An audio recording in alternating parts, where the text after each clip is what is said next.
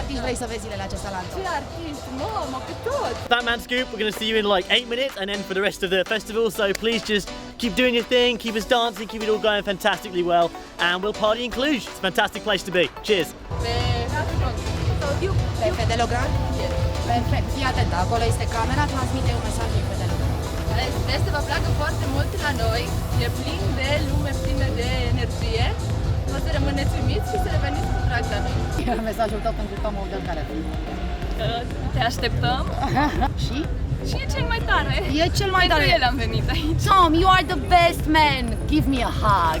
Seara asta vreau să văd pe Tom Odell. Sper să cânt Another Love, special pentru mine. Tom Odell, preferatul meu, aștept cu nerăbdare.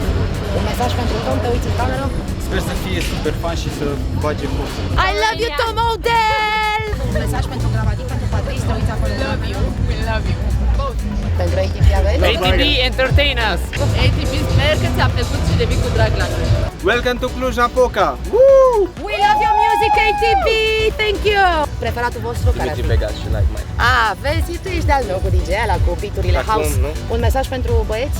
Să facă un show din ăla mare ca la Tomorrowland și super. Dimitri Vegas. and Like Mike vă rog în această seară pe scena principală. Un mesaj pentru ei? Aștept să fac un selfie cu ei neapărat. Sunt foarte buni și să continue așa că fiecare melodie care iese e câteodată mai fain.